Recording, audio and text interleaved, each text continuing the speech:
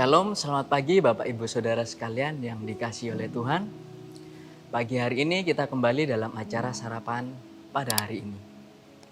Saya teringat ketika saya bangun di saat pagi hari ini, sebuah mazmur pujian yang berkata bahwa oleh karena kemurahan Tuhan ku ada sampai hari ini.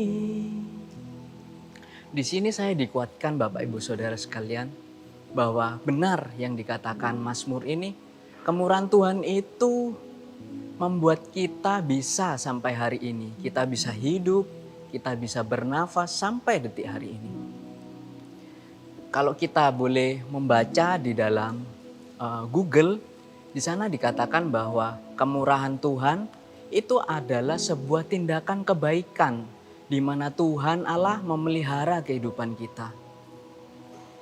Dan yang pastinya kita bisa hidup seperti burung di udara dan tanaman, bunga-bunga yang ada di ladang. Seperti yang firman Tuhan katakan. Kita percaya bahwa kemurahan Tuhan itu sungguh nyata di dalam kehidupan kita. Ya, sebelum lebih lanjut, saya beri judul firman Tuhan pada pagi hari ini adalah kemurahan Tuhan. Di Alkitab, di firman Tuhan dikatakan bahwa kemurahan Tuhan begitu melimpah. Kalau kita melihat perjalanan tokoh-tokoh Alkitab, banyak sekali di sana penyertaan Tuhan, kemurahan Tuhan, kebaikan Tuhan yang dilimpahkan kepada tokoh-tokohnya, kepada hamba-hambanya di Alkitab ini. Saya mengambil suatu contoh dalam satu cerita ya. Di sini dikatakan kisah Lazarus dibangkitkan. Ini adalah wujud bagaimana kemurahan Tuhan dinyatakan. Ketika itu ya kita semua sama-sama tahu ya bahwa kasih karunia Tuhan begitu melimpah. Ini memang sengaja ya. Tuhan Yesus telat untuk datang pada hari di mana Lazarus, saudara dari Maria itu sendiri meninggal, Marta dan Maria ya di sini dikatakan. Mari kita buka sama-sama di dalam Yohanes 11 ayatnya yang ketiga. Mari kita baca terlebih dahulu. Ketika Yesus melihat Maria menangis dan juga orang-orang Yahudi yang datang bersama-sama dia, maka masyullah hatinya. Ia sangat terharu dan berkata, "Di manakah dia kamu baringkan?" Maksudnya si Lazarus disemayamkan waktu itu. Lanjut, jawab mereka, Tuhan marilah dan lihatlah. Maka menangislah Yesus. Nah, di Yohanes 11 ayat yang ke-35 ini sungguh mengetuk hati saya ya. Di mana Tuhan Yesus ini menangis. Kalau saya baca di dalam Matius, di dalam Lukas, khususnya di Perjanjian Baru, di mana Tuhan Yesus melakukan mujizat, di sana dikatakan bahwa Tuhan Yesus sering mengeluarkan perasaan yang kalau bahasa Inggrisnya mercy, itu lebih ke kemurahan hati, kebaikan, belas kasihan. Kalau kita baca ketika Tuhan Yesus juga menyembuhkan orang yang buta, di sana Tuhan tergerak hatinya untuk menyembuhkan.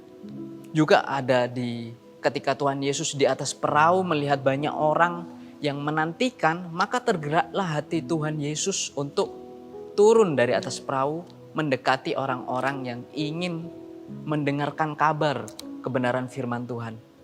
Di sana dikatakan berkali-kali Tuhan Yesus ini meluapkan emosinya dalam perasaan yang belas kasihan, kemurahan, kebaikan, supaya Tuhan itu melakukan kebaikan kepada orang-orang yang ada di sekitarnya.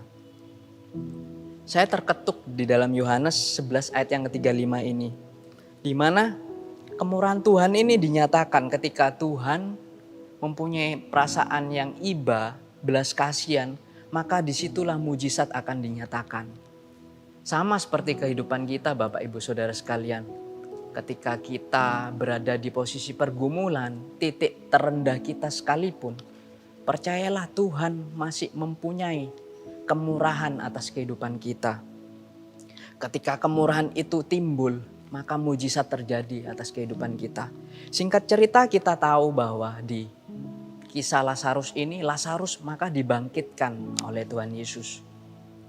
Di mana ada dari perasaan orang-orang sekitar yang menangis, perasaan duka, diubahkan seketika itu juga ketika Lazarus bangkit. Semua orang, bahkan kerabat-kerabat dari Lazarus, bersyukur dan bersuka cita. Di mana ada mujizat terjadi atas kehidupan mereka. Sama halnya dengan kita, Bapak Ibu Saudara sekalian. Firman Tuhan ini bukan hanya sekedar cerita atau dongeng belaka, Bapak Ibu Saudara sekalian. Saya percaya janji Tuhan dan kemurahan hati Tuhan itu ada atas Bapak Ibu Saudara sekalian, bahkan buat saya sendiri, Bapak Ibu. Saya mau bersaksi tentang kemurahan Tuhan dalam kehidupan saya. Saya ingat bagaimana Tuhan Yesus itu meluputkan saya dari kisah maut. Saya ingat berbelasan tahun yang lalu ya, ketika saya masih usia anak-anak, khususnya TK ya, area TK waktu itu. Saya bermain ketika itu, orang tua saya mengajak saya ke daerah Pantai Gelung di sana. Dan saya ingat di sana kondisinya sudah gelap, petang hari ya Bapak Ibu Saudara sekalian. Kebetulan saya orang tipe anak yang tidak suka duduk diam, Bapak Ibu Saudara sekalian. Saya senang, saya jalan-jalan begitu. Karena kondisi gelap, petang, saya tidak menyadari bahwa itu ada undak-undakan anak tangga. Ya memang ada trap anak tangga gitu, dua sepertinya Bapak Ibu Saudara, 2 atau 3 anak tangga itu. Dan di sisi sebelahnya itu ada seperti teras yang miring, memang untuk dipergunakan untuk kendaraan bermotor ya Bapak Ibu Saudara sekalian, untuk akses masuk ke tempat itu. Nah, pada saat itu memang nggak ada pencahayaan yang menerangi tempat itu, area itu. Singkat cerita, saya menginjak plesteran yang miring itu sehingga saya terjatuh, Bapak Ibu Saudara sekalian. Ya kita tahu bahwa kalau di pantai, wilayah pantai itu kan bukan hamparan tanah ya, tapi melainkan hamparan pasir ya. Nah, di plesteran itu ada hamparan pasir yang membuat saya terpleset jatuh. Ketika terpleset, saya ingat waktu itu mengenai dagu saya, Bapak Ibu Saudara sekalian. Kalau bukan kemurahan Tuhan, mungkin bisa saja ya, secara manusia itu tempat gelap, saya jatuh, terkena batang leher atau kepala atau pelipis, bukan rahang di dagu ini, bisa saja berakibat lebih fatal. Tapi karena kemurahan Tuhan, ya saya terjatuh, tapi hanya sekedar sobek di wilayah dagu sini, Bapak Ibu Saudara sekalian. Singkat cerita, dijahit, kalau nggak salah 2-3 jahitan waktu itu di puskesmas daerah Raung yang saya ingat waktu itu. Singkat cerita, ya seperti hari ini saya pulih, sehat, dengan tanpa kekurangan suatu apapun, dan kuasa maut pun itu meluputkan saya dari kejadian hal itu. Banyak sekali Bapak Ibu Saudara sekalian kasus yang memang membuat saya istilahnya jatuh, maut hampir merenggut nyawa saya. Pernah beberapa kali, tapi cukup di kejadian ini saja bahwa penyertaan Tuhan itu sungguh luar biasa. Mulai dari situ saya bisa menyampaikan bahwa penyertaan Tuhan, kemurahan Tuhan itu sungguh luar biasa. Biaya untuk jahit pun semuanya Tuhan sediakan. Ini suatu hal yang digunakan untuk menyampaikan kemurahan Tuhan, kesaksian dalam kehidupan saya secara pribadi. Dan banyak sekali Bapak Ibu Saudara sekalian Sama halnya ketika saya mengalami kesulitan ketika mengambil kredit KPR, Bapak Ibu Saudara sekalian, saya menjual beberapa aset yang saya miliki, tapi masih tidak mencukupi Bapak Ibu Saudara sekalian. Tuhan itu sungguh luar biasa Bapak Ibu Saudara sekalian.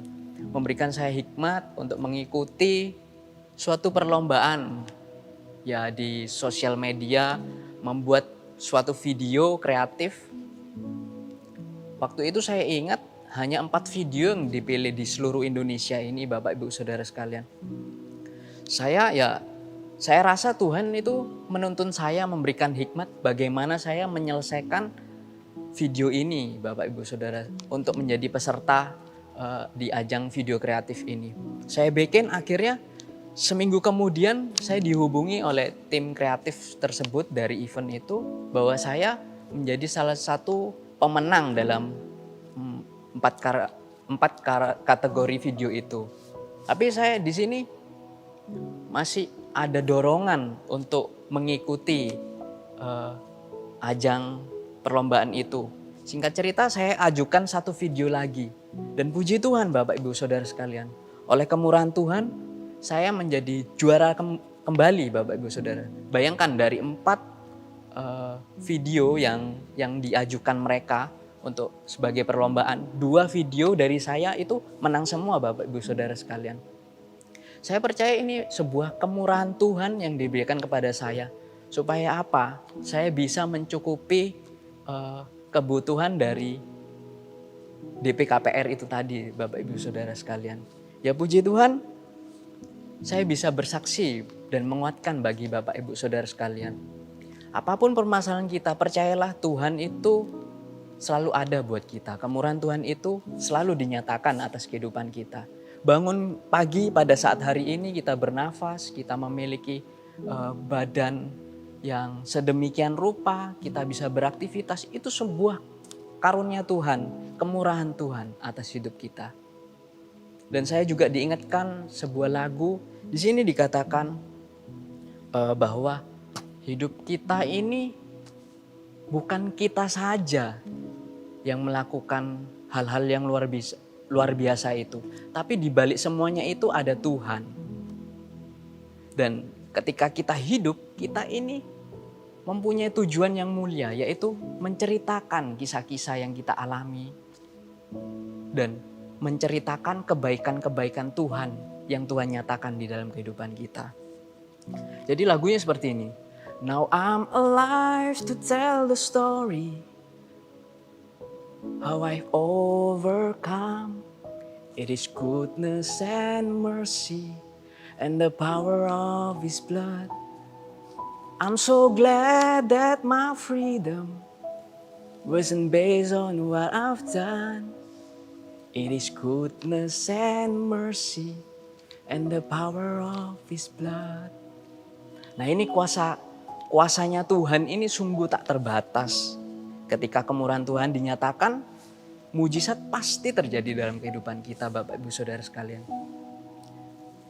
Setiap kita mempunyai permasalahan kehidupan masing-masing. Ada yang di area finansial, kesehatan, hubungan pribadi dengan orang tua, anak, dalam keluarga. Apapun permasalahan kita, percayalah kemurahan Tuhan itu sanggup mengubahkan kehidupan kita. Ada amin Bapak Ibu Saudara sekalian? Haleluya.